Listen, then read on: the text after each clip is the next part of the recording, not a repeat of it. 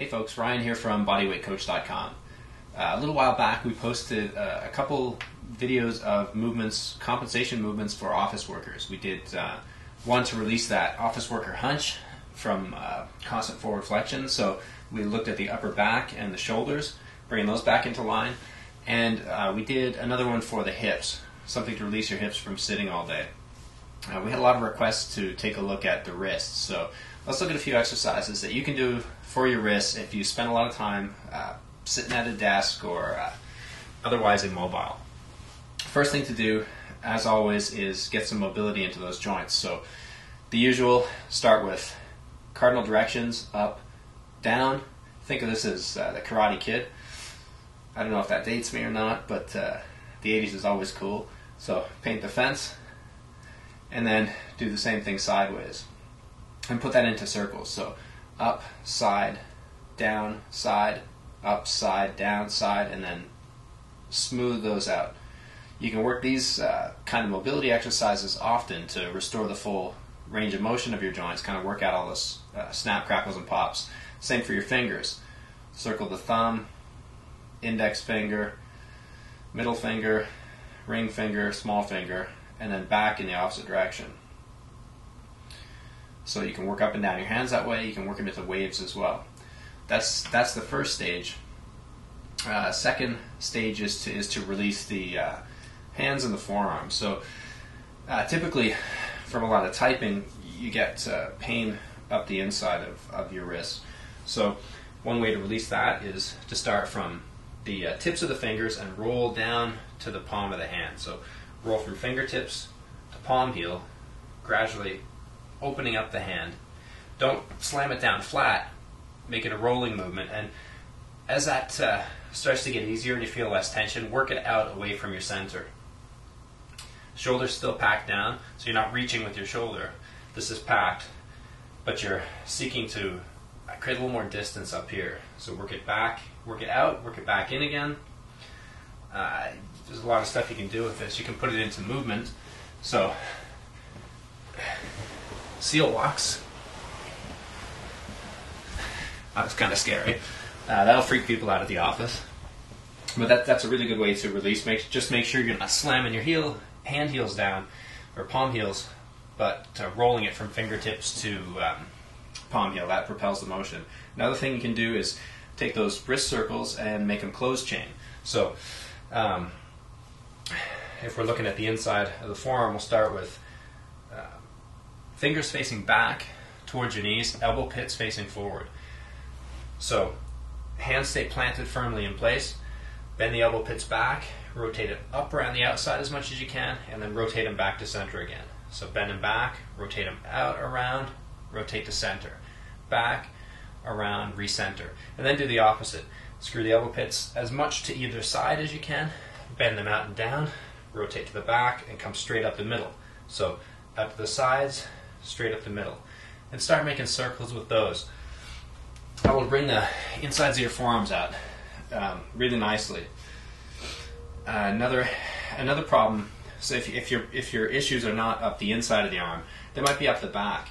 You see this a lot more now with the switch from this to thumbs. Lots of texting and I guess video games use this kind of posture. I don't know. My video game days ended with the Atari 2600. That says a lot about me. You can do the opposite of what we just did if you want to release the backs of your arms. So we were on the palms before with fingers towards us. This time we're on the tops of the hands with fingers pointing in. Same deal. Rotate the elbow pits out to the sides, around the back, straight up the middle. Circles in that direction, going nice and deep, and remember to keep the entire hand in contact with the ground. And then the opposite, back the middle, up around the outside, and recenter. So those are good ones to start to get some mobility back into here. Finally, you know, as the old song goes, how does the old song? The shin bone's connected to the knee bone and all that stuff. Well, the wrist bone's connected to the elbow and to the shoulder. So if you've got pain and tension down here, then these next two joints are going to be part of your problem. So good one, as we move on up to the elbow, we'll address that pain in that front typing range by a movement that we've referred to in our programs before as the hitchhiker. So start thumbs up. I'll do one arm to make it simpler, but you can do both at once. Thumb up, or arm up, thumb pointing towards you, and I'm going to bend it back in and rotate it out to the side and out to full extension.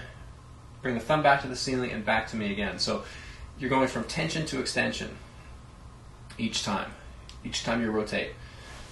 From the side, you see that if you look real close, you can see just how much my arm is shaking here as I rotate it out. And what you're going for is that little pop of when the elbow decompresses. So tension to extension, because you're almost trying to wrist lock yourself as you come out. And then to address the thumb texting kind of pain that you're going to get from around the top of your forearm, we do the opposite. So elbow comes up and back and rotate out in that same circle. Tension to extension. But this time my goal is to roll my small finger over. So I'm trying to roll that small finger over as I extend. Again, tension to extension, trying to decompress the elbow. Those are two really good ones that'll help release the next segment of that chain. Finally, we'll come to the shoulders. We already talked about in the previous video things like the double handcuff to open up both shoulders back and down, and we looked at the upper back with a variety of movements. Another one you can do to kind of screw the tension out of your shoulder in the same way that we did down here is called the arm screw. Now I might cut my head off a little bit up here as I stand up, but I'm going to crouch down to do this anyway. So feet come together, crouch down a little bit over your knees, arms go out to both sides like you're holding onto a rope with both hands. Shoulder comes up and starts to roll over, and as it rolls over, allow it to turn your torso to the side. You're going nice and deep on the shoulder. Shoulder rolls back again, and that pulls you back into center. Again, I'm holding these two ropes so my arms don't change elevation. This isn't semaphore, it's the arm screw. So opposite shoulder rolls up and over, my torso turns, but my feet stay planted, allowing my knees to torsion. Looking at the other side and rolling that shoulder down and over. Back is nice and flat, crown to coccyx aligned as usual. Roll it up and back. Now one more key point.